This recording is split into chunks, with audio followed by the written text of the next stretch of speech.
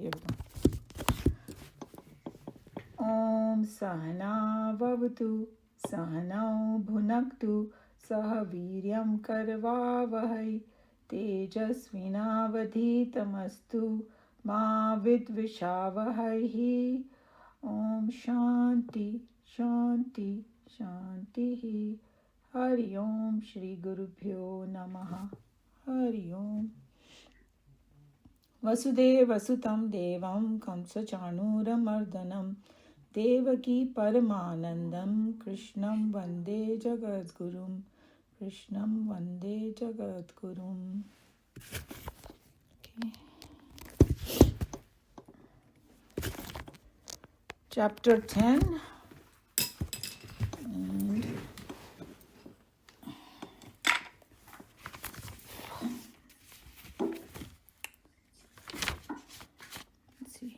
it's verse 19 that we're going to start with. I have to get a few things together because I got a little bit late today. Okay. So far Arjun was conversing with Lord Krishna. First he did the stuti and all, and he's telling him to tell him about his vibhuti and don't hold anything back and all that. So verse 18, Arjuna said, tell me again in detail, O Janardana, of your yoga power and eminent glory, yoga and vibhuti. For I do not feel satisfied by hearing your life-giving and so nectar-like speech. So he's telling Lord Krishna, your speech is like nectar and I don't feel satisfied. The jigyasu part that we did, that we have to have this deep urge to hear, deep desire to know God. So with that background, we go and see now how Lord Krishna starts. Shri Bhagavan Uvacha Hantate Kathayishyami Divyayatma Vibhutayah Pradhanyatah Kurukshrestha Nastyanto Vistarasya Me. So that's the words. A little difficult to chant, but Hanta. So this is like in English language is like alas, or say, oh my God, or what do I do now? All those, something that you don't know how to proceed. Somebody's asking you something impossible and you're still trying to help them. So now you come up with the word. In Sanskrit, is hanta. Te, to you. Kathishyami, I will declare, means I'll declare to you. Divya, divine, he indeed. Atma vibhutaya, my glories. My divine glories, I'm going to tell you. Pradhanyatah, in their prominence. So pradhan, Hindi mein ek word hai na, pradhan cheezein, main things. The most important ones, main things. Kurukshrestha, best among the Kurus.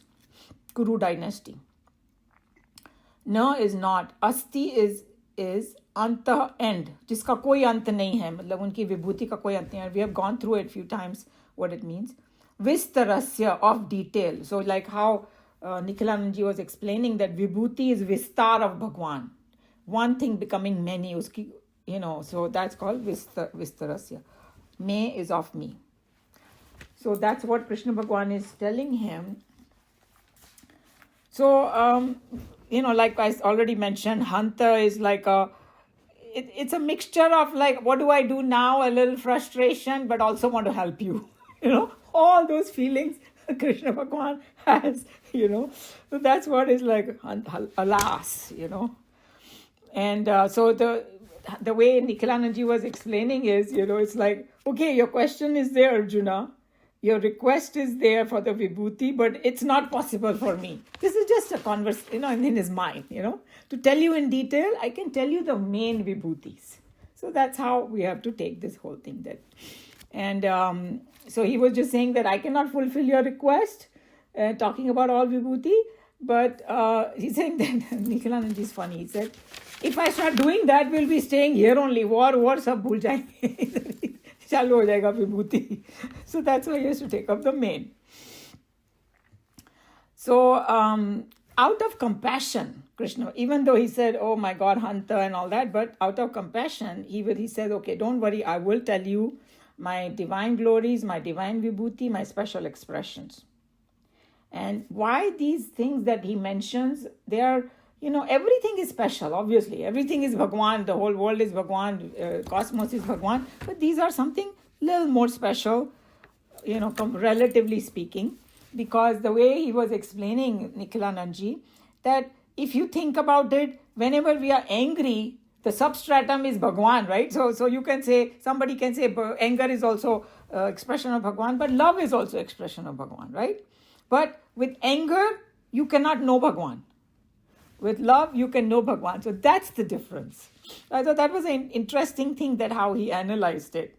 He's saying that with love, we can tune in with the Bhagwan. With anger and all, you cannot. And he gave a very amazing worldly example. Let's see how all of you can connect to this example. He's saying that, okay, the sun and the earth, the relationship, right? So when the sun kind of interacts with the earth, it is the darkness as well as the light, both are play of the sun's Earth's movement around the sun, right? So they both are kind of, but with darkness, you cannot understand what sun is. You see what I'm saying? Because the earth moves in such a way and rotates and all around the sun, the play of the light creates that darkness, and then it creates the sandhya, the twilight, and we know the whole thing, like 24 hours, how the sunlight changes. But when it becomes really dark, even though that darkness is connected with the sun, we cannot comprehend the sun through the darkness, only through light. So if you keep that in mind, then you will understand what these vibhutis are, So what he was saying, if you take that same example, that many expressions of God is there, but certain expressions are special and they help us in our sadhana. That's how you have to look at these vibhutis. And then he also gave another very good example, that Bhagwan has taken many avatars, if you think about it. And he's saying that there are some avatars we worship more than the others. Some of them we don't worship at all. Okay? Like, of course, Ram and Krishna and all that we know, and all those Dasha avatar. But he's saying that Mohini avatar is also Bhagwan's avatar. If you guys know the Mohini avatar, the story that, when the churning of the ocean was happening, the Devatas and Danavs, they were fighting and all that. And when Vishnu ji thought कि ये देवता लोग अभी कुछ इनके साथ गड़बड़ होने वाला, ने झट से मोहिनी अवतार ले लिया, and he became a beautiful woman. And then he's trying to charm these, Rakshasas, and they got charmed also. He's saying that why? Because it was to delude the Rakshasas. He took that. I've never seen a mandir of Mohini Avatar, or we don't pray to Mohini Avatar. So I think he gave a brilliant thing that, okay, everything is vibhuti of Bhagwan, but we don't worship everything because it's not going to help us to connect with him. So that was a great point. So that's why he said that, the good people, bad people, we are also, he was joking. He said, we all are avatars of Bhagwan only. Many of the Aham Brahmasmi from that perspective, okay? We have to see the right perspective. But we need not follow the bad. So now you take the same thing. All vibhutis are his. The special vibhutis will help us. So we already mentioned that. So, and then he calls him, Kurukshreshtha, best among the Kauravas, because even among Kauravas, even though they are santan of the same, kind of father, same lineage, DNA bolo ki, same parvarish bhi same, magar he is Kurukshreshtha, he is the best among the Kurus. And when it comes to vibhutis, I'm going to jump the gun and tell you, and you already know probably, you have read, many of you have read the Gita. He says that among all the Pandavas, I am Arjuna.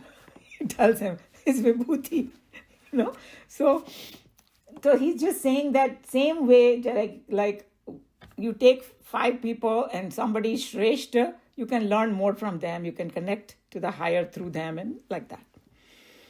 And then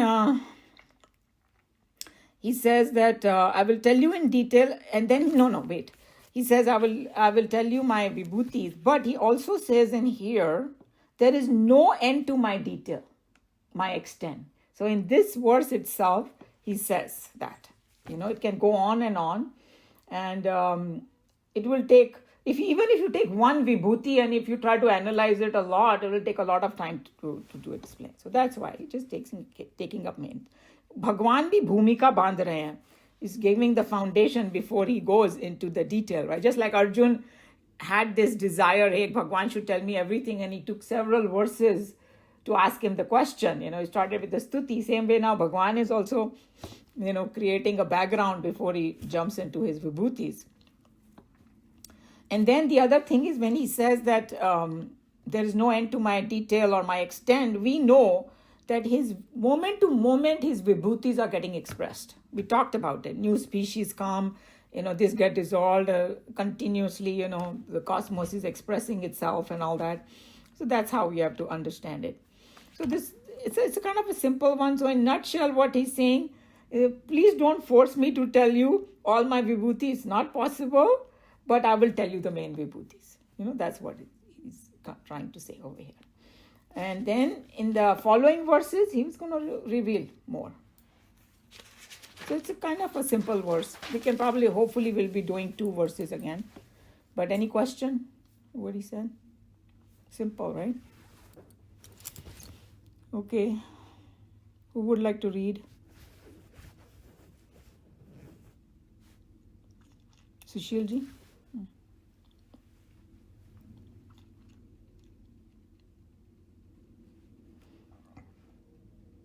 Blessed Lord said, Alas, now I will declare to you my divine glories, immanent in their prominence. O best of the Gurus, there is no end to the details of my extent. The elaborate and exhaustive reply of Krishna, which forms the bulk of this chapter, explains the exact identity of the self in individual beings and things, and in the combination of things and beings. It must be carefully noted that in the following stanzas, while he explains his immanence, yoga, and transcendence, vibhuti, he is very careful to indicate 2 factors at one and the same time.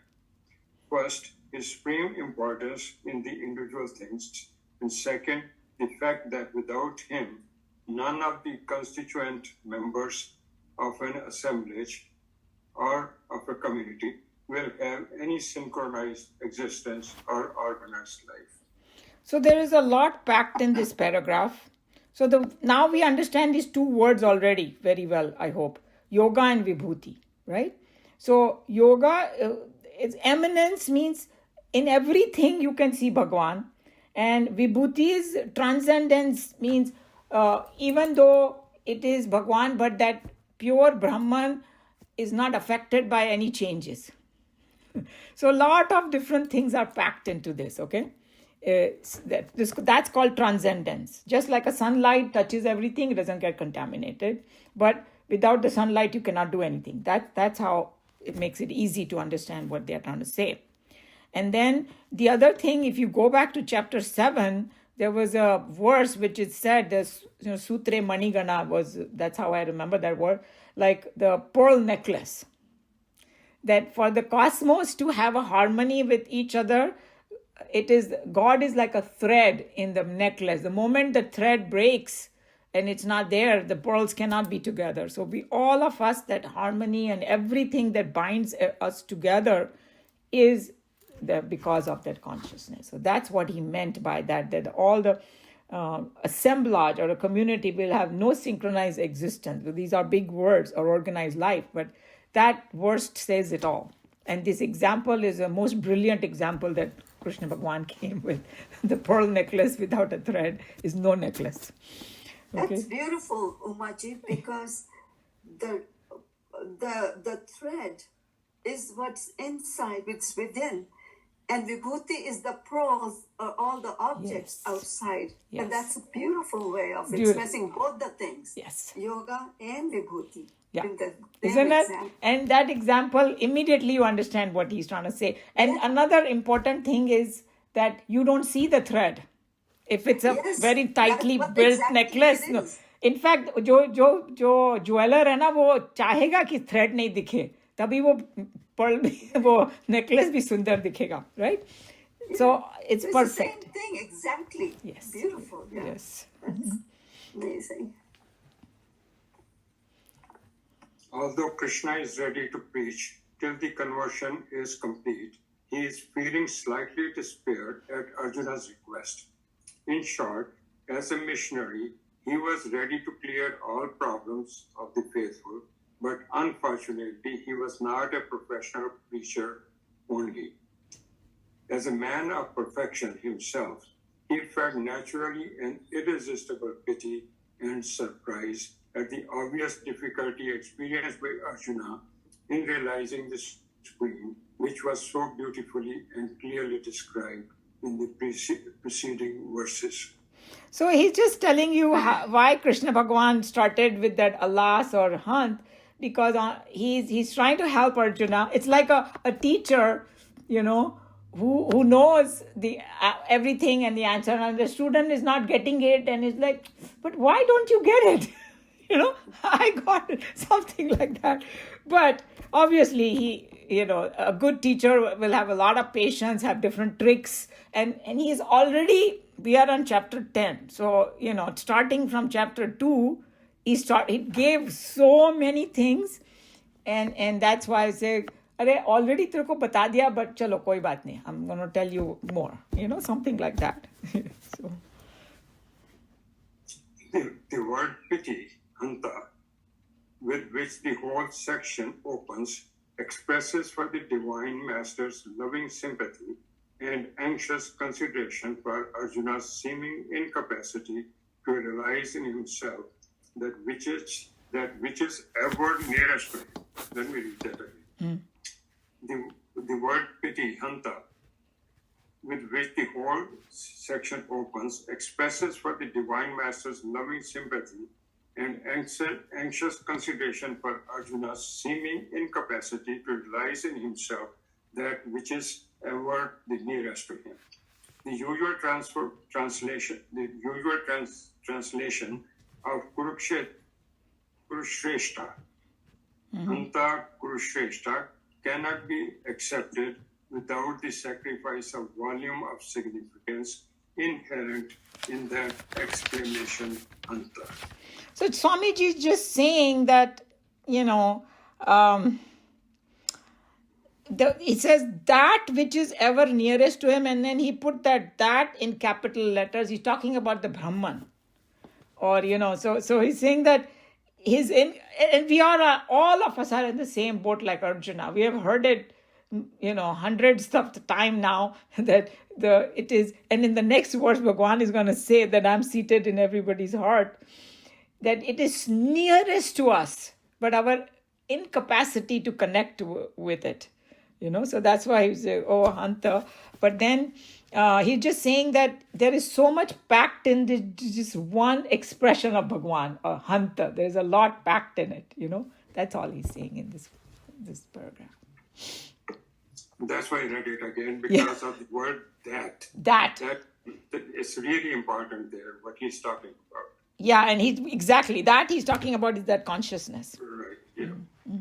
Even though there's no end to the infinite variety of the self's manifestations in plurality, where it gets projected out, either through the total mind, Ishvara, or through individual minds, Jiva, the all-merciful one undertakes the impossible out of his infinite kindness for his disciple, Arjuna, who has totally surrendered unto him. He admits that there is no bound to my extent, and yet he undertakes to explain to Arjuna his all-pervading divine power, only those glories that are most important. So we saw that, we have kind of discussed it many times, that there is no end to his thing. It's just like you standing near the ocean and you say, well, how many waves are there? And tell me everything about every wave. Hey, it's going to keep coming. There's comes and goes. See?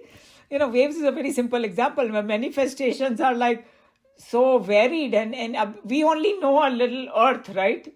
One little dot in the whole cosmos, not even dot, like insignificant. God knows how many worlds are there and how many different kind of people or jivas might be there. I mean, we don't even know. Forget about the other planets and all that. We don't even know about our own earth. कोई नई नई चीज़ें दिखती है, unexplained, that whole program, there are so many mysteries over here. दिमाग ही खराब हो जाएगा. So that's why he's saying that there is no end to it, but out of his infinite kindness for his disciple, he's saying, okay, I'm going to make an attempt to tell you the most important one, but that will help you. That's the whole idea.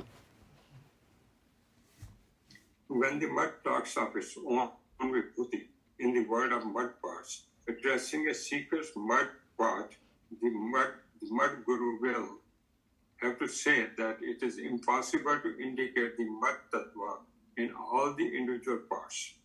The Lord is the essence in all names and forms, He being the substratum for the entire world of perceptions, things, beings, and thoughts. To indicate Him in the word of plurality, it is not possible because He is all-pervading, and therefore there is no spot where He is not. That is why Krishna here says that He shall indicate for Arjuna such instances and examples as seem to be more expressive of divinity and as are clear for the purpose than other points. So it's the same. I think Swamiji is just trying to make us understand it completely, and I think that so far we have hammered it a lot, so you probably got it. And he this time, instead of those wave and ocean, he's giving the example of mud and mud pots. That the mud guru is trying to tell it is impossible that, hey, show me mud in the mud pots. Without mud, there will be no mud pots. So without that consciousness, nothing is going to be there. But how to show? Okay, he came up with a technique. I will show. It's like electricity. That remember that we talked about that villager hypothetical example. Abhi to village mein bhi electricity aa gayi hai, so that won't work. But maybe 100 years ago, a villager comes to the city and says, "What electricity you're talking about?" And then there's a storm, and they show, "Look at that electricity." Then, oh my God, that is very great. And he gets it. So same way he's going to do that. All the great, glorious, fantastic thing in the world, easier to connect to God. In the physical world also, it is true that sunlight gets itself reflected from all objects equally, be it a dull stone or a mirror. But it is experienced by us that in the mirror, the reflection is more clear and effectively brilliant. Similarly, the Lord promises that He will indicate through very carefully chosen examples the vital spots and instances at which the divinity manifests itself the clearest. I think this is an absolutely brilliant example. Suppose somebody don't know what sun is like. So sunlight falls everywhere and you say, oh, this light, where it's coming from. Suppose you can't see the sun, just a hypothetical. Light is falling and say, hey, this is what sun is. If it is falling on some dull surface, I won't be able to see it. Slightly shinier, it will reflect more. Imagine if there's a mirror over there. You can see, right? That's exactly what he's saying. Even though I pervade everything, there are certain things, the expression is higher. And that's why I will get it. My mind will get it easier. Before we enter into this discussion, you better listen to the fundamental truth, says the Lord, and proceeds. So he's going to tell now like a very important fact that we kind of know. But before he jumps into telling, he wants Arjuna to have some clarity by these two verses, So any question on this? Vibhuti? Krishna Bhagwan? Okay, so I think that we are okay, right? Okay, verse 20. Aham atma gudakesha sarvabhutashaya sthitah aham adishcha madhyancha bhutanatmanta eva cha. Aham, I, Atma, the self. So he's talking about now, I am the self. मैं सभी की आत्मा. Guda Kesha. So this word is very important. He's addressing Arjuna as Guda Kesha. And there are 2-3 different meanings. Main meaning over here is the one who has conquered the sleep. But why he said it, there are 2-3 different approaches. They all are very good ones. Nikhilanandji took one approach and Swamiji took another. Both are very nice. We'll see when I elaborate on it. Sarva Bhuta Shaya Sthitaha. We have heard this in all the Upanishads that we did and earlier in Bhagavad Gita, seated in the hearts of all being. So he is that Atma seated in the hearts of all being. Consciousness is all pervading, and in our core of our being, that's a poetic expression of saying that there is a substratum for us, And I think somewhere Nikhilanandji was explaining something, and he said, whenever we say that I, the substratum of that I is that Atma, right? But what do we say how do we say I? We always do like this, go to our heart, And instinctively we do that. So how beautiful it is that, that I, where it's coming from? It's coming from that. Okay. So, Aham is again I, Adi. Adi is the beginning. So this is the name of our grandson, Adi. Beginning. Cha and Madhyam, the middle. So I am the beginning and I am the middle also. Cha and Bhutanam, all beings. Anta, the end. So I am the beginning, middle and end. मतलब मेरे से छुटकारा है ही नहीं. I'm with you. तुम मानो चाहे नहीं मानो, चाहो चाहे नहीं चाहो, मैं हूँ तुम्हारे साथ. That's it. Eva, even, cha, and. So, before jumping into it, he just wanted to say, मैं अपनी विभूति बताऊंगा, but this is the hardcore scientific fact that, this is what it is. So, it was very interesting that Nikhilanandji when he was talking about it, he said that, everybody's heard of Ramana Maharishi, right? The one from, Arunachal, very famous one all over the world.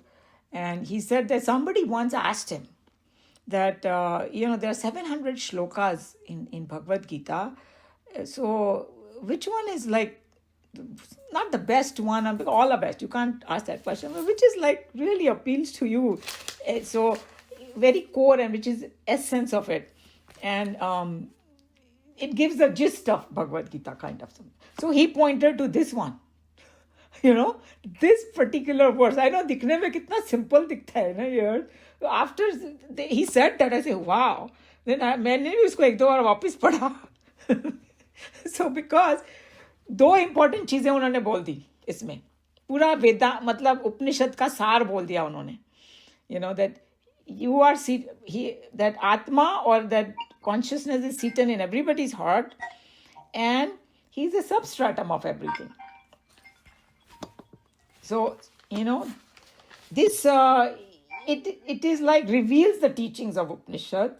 And we know that Upanishads we have already discussed it. Upanishads are nothing but essence of all the Vedas. So this, imagine how important this could be if it is, this is what is expressing. And then he was saying that if you take another approach, what is the teachings of Upanishad? It's giving that Mahavakyas, right? Remember 4 Mahavakyas? Aham Brahmasmi. I am the Brahma. You have to take it in the right context. Okay, so we can't take it, have some ego about it. But talking about it, that is the very reality behind the entire cosmos. That's what this one is expressing. Okay? And then another thing, it is, if you analyze this verse, that this Brahman is the one which appears like the world. Okay, so it is essential nature, and Vistar also is Brahman only. Both are expressed over here. And then when you say essential nature is not only of you, but everything around you also. Both ways. Because sometimes people get stuck at just, Bhagwan is within me, then they just discard the world. And that all that thought, what we are talking about, is going to come in Taittiriya Upanishad. The world is also divine. So then he was just saying that, like in science, they're talking about atom, and now they are finding out there's something subtler than atom too, because at one time, that is the smallest thing, but now they are finding out it's much more than that. Something like that, going subtler and subtler, And then he was saying that how the Brahman is indicated as Sat Chit Anand, right? We are just reviewing few things because we have to connect to what Krishna Bhagavan is saying. So when you say that he came up with a very good sentence about this. Let me see, I wrote it down somewhere. Okay, when I come to it, I will tell you. So he was just saying that when I say aham brahmasmi, because sometimes we get confused. What does it mean? So he's saying everybody experiences themselves like I am this, I am that, right? It is almost like, in the false sense, it is an ego. And then when I say I point to myself, even though if you think about it, you're pointing towards the heart with the essence of yourself, right? So the self of all, but it is residing in your heart. So if you go to the core of your own ego, the substratum is Brahman. But it's falsely you think, too much of yourself and things like that. And why did he say Gudakesha? Because he came up with a very good angle about Gudakesha. Somebody who has conquered the sleep. And in Vedanta, they say as though we are sleeping, we are in dream world, because we look at this world, we don't recognize it as real. So hum log bhi sab neend mein hi hai. Don't they say like that? So Gudakesha is the one who has conquered the sleep. So as though he's telling Arjuna, get out of your sleep because you are a Gudakesha. Sleep means misunderstanding about the world. I thought that was a very good angle he took, Gudakesha, why he called him Gudakesha. And then another important thing that we never think about, why did Bhagwan do this verse? Because he's telling you I'm seated in your heart, number one. And then I'm the beginning, middle, and end, of you also and the world also, both. So he's saying, you are my vibhuti, you are the best one. Means each one of us. He's talking about vibhutis. हम ही हो गए ना उनकी विभूति. So he's telling, अरे तू ही है, हम ही हैं उनके विभूतिस, And he said, let me begin with you. You ask for vibhutis, chalo. You are number one. You are all of us. Means he's addressing all of us. And then I will tell you more. I thought that was a beautiful angle he took. He's saying that if you know yourself, you will know me. You wanted vibhuti, so start with yourself. And then he said that consciousness he was talking about, you can also look at it as a witness that we have talked about. When he said, I'm seated in the hearts of everybody, he's talking about consciousness as a witness of, and then we have done Mandukya Upanishad, kind of waking, dream, and deep sleep. And then they call it Turiya, but Turiya is not a fourth state. Turiya means that consciousness without the three things also remains, but that consciousness is in and through all the three states. So that kind of thing that we have to remember. Innermost core of our personality, And then he talked about that innermost core is Atma, and then the five koshas are there, and right now it's fresh in our mind because of Taittiriya. As the five layers are there, Annamay, Pranmay, Manomay, Vigyanmay, Anandmay, and all that. And then within that kosh is that Atma Tattva. So we understand that now. And then he's saying that this particular pure I, it expresses as an existence. When I say I exist, then it expresses as existence. And here is that sentence. I was saying Sat Chit Anand. So he translated it into English. Sat is I am. That is the truth. Even though most kitna bhi nastik aadmi ho, usko pucho, do you exist? Well, Bhagwan doesn't exist. Fine, don't think of Bhagwan. Do you exist? He will bolega ha. So I exist, that's Sat. That's the truth. Second one is, so I am and I know I am. That is the chit. That's a consciousness. I'm conscious of myself. So I know I am and I'm happy to be. I thought that was a beautiful English translation of Satchit Anand. So remember, I am, I know I am, and I am happy to be. So I loved it. Because कितना भी दुखी आदमी हो, कभी ना कभी तो वो खुश होगा ही. Out of his whole life. दुखी राम भी कभी ना कभी तो खुश होगा. Okay. So these are, he was talking about 3 experiences of ourselves. This is how Bhagavan expresses through everybody. Okay. What else is there? Yeah. So he was just saying that this particular statements by Bhagwan is the most direct and the most supreme teachings of the Upanishads. So we should not forget what Bhagwan said in chapter 10, verse 20. सभी लोग एकदम ध्यान से इसको याद रखना, then it'll become easier later on. And he's saying that, and the other thing that Bhagwan is telling that, hey, God is not somebody out there, in the heavens or something, and in not one particular place. If he's within you, he's everywhere too. Because both of that things, it sounds contradiction, but do you see what I'm saying? He said he's within you, and then he's saying, I'm the beginning, end, and middle of everything. So he's pointing out to both, within you and outside you too. That's a very important point.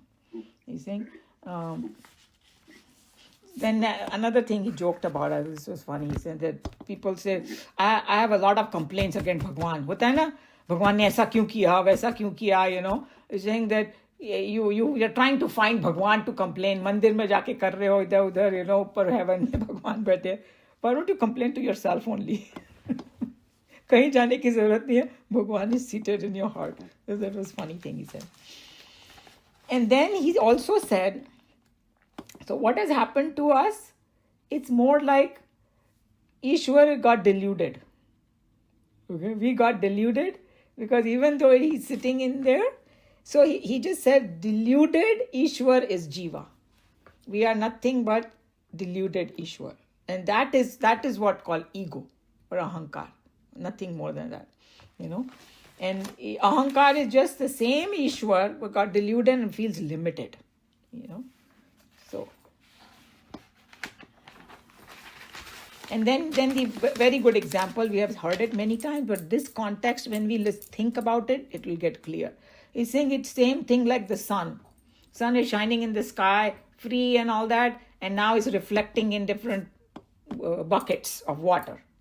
So the sun, the reflection feels limited.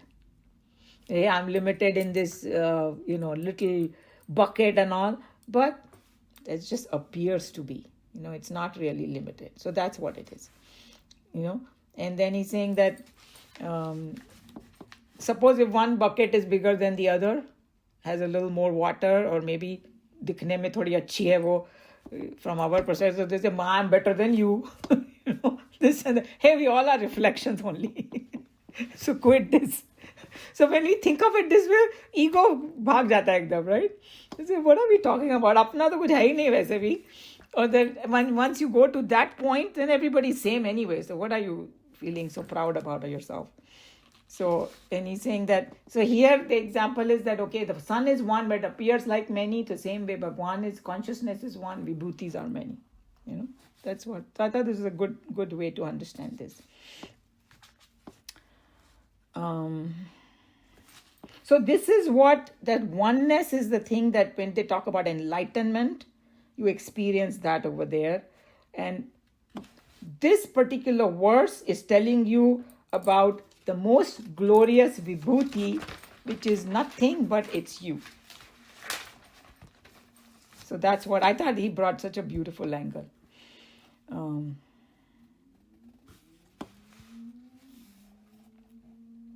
So this is what he was saying, that if you come to this, hey, who do you should meditate upon and all that. So he's saying, pray to your inner self. And it seems there's a very famous statement you may have heard by Buddha. be a light unto yourself. That's what Buddha said.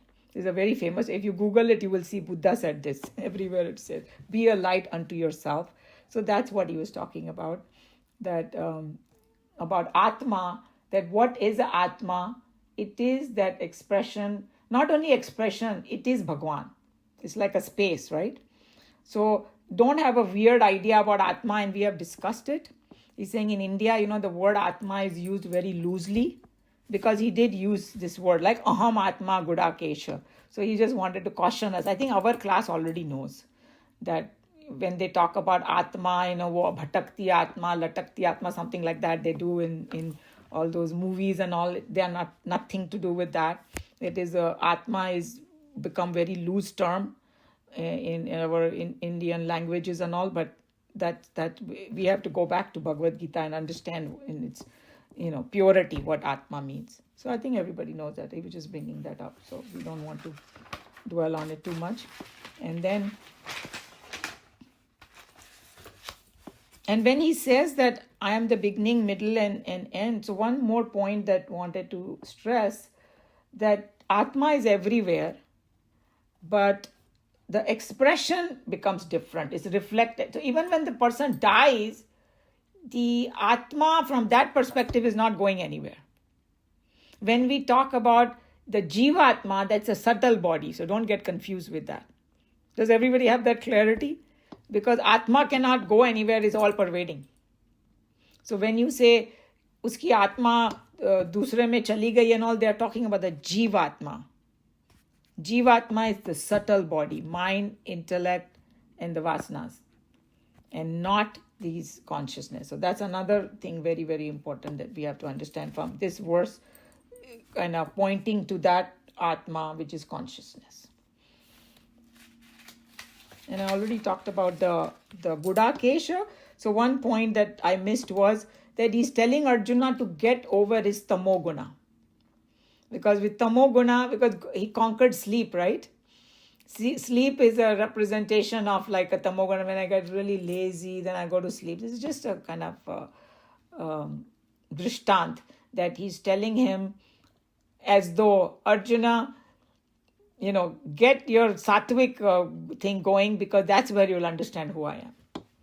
Tamoguna, just drop it. So that's why he was addressing. I thought that was a very good point that he said. And then another thing is that as a warrior, he was always very alert, obviously. So he's capable of doing that. So he's encouraging him in the spiritual life also, you do the same thing. Okay, you should use your strength to recognize me. That's why he's telling him. So this is what it is. So he was just saying that in the beginning of our sadhana, we worship God as somebody else. But then as we progress, slowly we realize that God is no different than my own self. It's like a circle that we complete. But this verse expresses that. Any question? Any comment?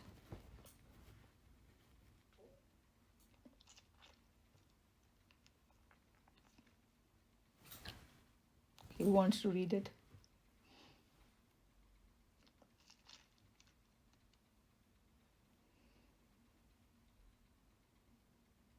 Anilji?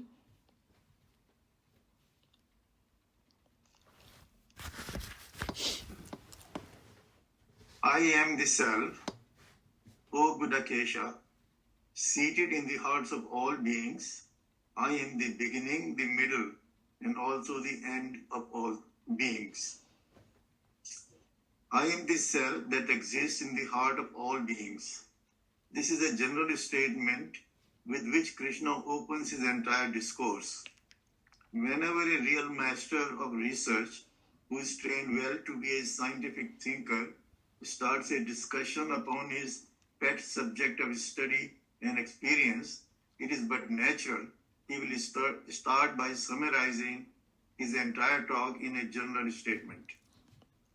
Later on, he will work at the wall and the woof of his descriptions and at the logical reasoning for the elaboration of his theme, and will, by necessity, come back again to the same statement in the conclusion of his talks.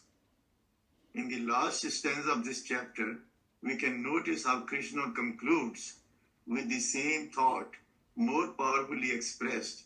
I exist supporting this whole by a portion of myself. So he just, I think very nicely Swamiji explained that why he said that. He's saying that before he's starting any talk, he's giving a statement, you know, and it's like, when Bharat talks about haldi is healthy, healthy for everything, and then his whole talk in the end again, it's like, that's what you need to take. That's what it is. That, okay, you said the general thing, and now you elaborate more, and then last statement becomes more powerful that, I exist everywhere, but that is a portion of me. That's another because we limit Bhagwan. Jahan tak cosmos hai, wahan tak Bhagwan hai. Saying, nahi. And now they're talking about multiverses. And the Bhagwan is even beyond that, It's like somebody saying that this poet, his poetry is him. No. He's capable of a lot more. He can create or a dancer or anybody you take. That their expressions are not them. They are much more than that. So that's how it is, As we have mentioned earlier, Vyasa can be considered as an adept in producing a dramatic effect out of the mere suggestiveness of words. Of course, a drama more for the mind to enjoy than for the eyes to see. All through the Gita, we find brilliant strokes with which the entire picture of the scene of the war and the unforgettable picture of a mighty man of knowledge at the driver's seat on a chariot is painted, philosophically inspiring a flattened mortal to brace up and march again on the road of success.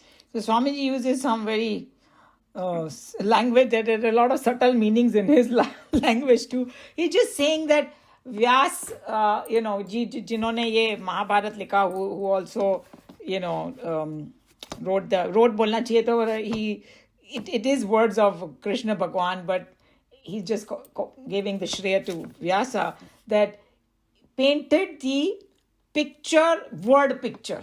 It's like as though like a painting, but it's like somebody was saying that sometimes, reading a novel is a lot more interesting than even seeing a movie. I don't know if you have heard. You cannot, what the author can do with words, you cannot even express on the screen. Right? Something like that they can go in so much depth and you get this bigger picture of everything. That's what he was saying, that all these words that we see in this, how we are going to go through this journey in chapter 10, it also paints a word picture and we get to understand everything. That's what he's saying, number one. And philosophically inspiring a flattened moral to brace, like Arjuna had this flattened mortal, means he is completely flat ho gaya tha in his mind, and मेरे को कुछ करना ही नहीं है, dropped his weapons and all that, and he's telling him, march again on the road of success. Sometimes we feel so dejected in the world, right? Like, I can't do it, or मेरे से तो नहीं होगा, ये है वो है. We cannot try to get away from our duties, and he's encouraging through the word picture. He's encouraging. That's what Swamiji is trying to say. Vyasa, a great poet, philosopher as he was, uses always words that are most apt and appropriate to the occasion. Here, Arjuna is addressed as sleepless harasser, Gudakesha. This Pandav hero spent days and nights to master the art of archery in order to take vengeance upon the greedy Kauravas. For this, he had first accomplished the greatest feat of controlling the time-swallowing angel of sleep, and therefore he was also known as Gudakesha. By using the word Gudakesha, Krishna says to Arjuna that he is the self, seated in the hearts of all beings, including your enemies, to annihilate whom you won over sleep. So he just his own way. This is what happened, that we know the story of Arjuna, that he wanted to be the best in archery. So it seems that वो रात को उठ जाता था जब सब सुना होगी कहानी, right? And then वो अंधेरे में practice करता था. So, he practiced himself at night. So that's why he could fight the war even at night, the best way. Shabd Bedi Ban and all, whatever they call it, with the sound and everything. He kind of mastered everything that there was. But he didn't even want to sleep. He wanted to continue to practice. He won over the sleep. And he's saying, why? And then sleepless harasser इसलिए बोला है कि बाकी लोग को तो नींद चाहिए, ये चाहिए, और he's always ready to fight. Middle of the night, you tell him he can do it. Something like that. So, but here, Krishna Bhagavan is telling one more fact to him. I am the substratum of this entire universe, including your enemies. उसके भी heart में मैं ही बैठा हूँ. That's the point. He's trying to say that. He's just trying to expand his vision, because all these, somebody is an enemy, somebody is a friend, and this and that is all our mind and vyavarik thing. At the core of it, like even forget about even core of it. Even these people who are like the astronauts and all that, when they go up in the space and they look at the earth as one ball, उनको कोई difference दिखाई नहीं देता है. They think that it is just one whole beautiful jewel over there, and what are you fighting about? You guys are just stupid, with your little egos you fight, So that's what it is. That it is just, he wants him to look at holistic way. That's what he wants him to do. So your last line hai, to annihilate whom you won over sleep. So basically, is he saying that he is also seated in the hearts of Kauravas? Yes, exactly. So, see, this is what it is. Vyavhar mein we have to do many things. But inside, you will not have that huge animosity and frustration that you feel of somebody's behavior. Because when he was, why Arjuna didn't want to fight in the beginning? Because he said, I don't want to kill my relatives, the one that I'm so dear to. And what Krishna Bhagavan tried to explain to him, that in the karmic cycle, your duty might demand killing somebody, but that doesn't mean that you are doing something bad. As long as you are doing your duty, this is part of the world. But as an Atma, unko kuch nahi hoga. This is just it's like doing something in a play. So we have to take it in the right context. That doesn't mean that everybody should fight with their cousins. And then a lot of people mistaken think, oh, वो राज्य वापस लेने के लिए लड़े थे वो लोग. No, that's not true at all. They fought अधर्म के लिए वो लोग ने fight किया था. Because the moment you say Raja, sounds like some kind of a greed. And that's how Arjuna started thinking in the beginning too. That he was telling, मैं लेके क्या करूँगा राज्य, how will I enjoy the Raja? All those words, if you go back, you will see that delusion mein he's thinking egotistic from perspective. But he was fighting because there was something fundamentally wrong there. And he was fighting like as a royal family's soldier, to protect. So that holistic vision is very important when we want to do our duties. I think that's what he's pointing over here. That exactly what you said, Anilji, that even in the hearts of enemy, I reside. So you don't need to hate them, you just need to do your duty.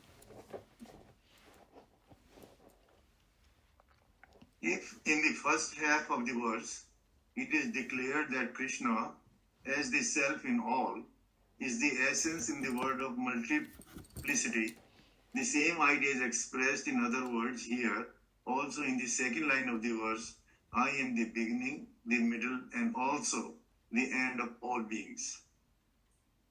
The world of things and beings are essentially a projection of the mind. The world outside is only the infinite, as misinterpreted by the finite mind. Therefore, this idea can be understood subjectively as referring to the world of thoughts also. Every thought rises from the consciousness, exists in the consciousness, and when it dies away, it merges back to leave behind nothing but the consciousness. There can be no thought where there is no consciousness. Later on also, we shall find that the same idea forcefully repeated, and Krishna seems to be never tired of repeating this great truth. So he's just telling that this last part that he said, I'm the beginning, middle, and also of the end of all beings, he's talking about macro as well as microcosm. So that we know. Vibhuti as well as yoga. And then Swamiji just pointing out, just like from outside world, we know that now it's easier for us to understand, okay, everything comes from Bhagwan, merges back into him and sustains and all that. He's saying our thoughts are also like that. Thoughts cannot come without consciousness, and consciousness only gives it power, and then merges back into it from every angle. So he's just making a general statement, and when this verse 32, he's going to repeat this same thought again. So he's saying that Krishna repeats this, and it is in several places in Bhagavad Gita about the same thought. And then we saw in Taitri also it is there. So that's one of the very main teachings of the Upanishads. And then I think even in Christianity they have something like, or even in Islam, that कोई भजन है इस्लाम का, जब कुछ भी नहीं था तब मैं था, or something like that. There's some Sufi song like that, And even in Christianity it's like God created light first, and then in 7 days or something. I don't know too much, but we know. So Bhagwan was there before. That's why they said he created. How can you create if you're not even there? So this thought is there in every religion, but this is how it's expressed in the Upanishads. The following are the methods of meditating upon the self while living among the endless varieties of objects and beings that constitute the world of perceptions. So from this verse 21 onwards, he starts the vibhutis, how to do open eye meditation. So that's what it is. Yeah. जहाँ देखो वहाँ भगवान की विभूति दिखाई देगी फिर. And you won't get away from Bhagwan. After reading this chapter 10, you won't get away. Anything you will see, you say, oh, this is what Krishna said. Immediately it will come to you. Yeah. Any question, comment?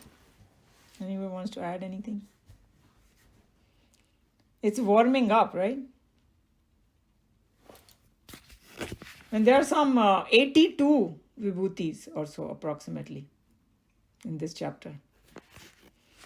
उसके बाद कृष्ण भगवान थक गए बोल के. Then he made that last statement. I'm much more than this. पहले उन्होंने शुरू किया अल्लाह से, फिर भी वापस कोई एक्सप्रेशन देंगे वो टाइम पे.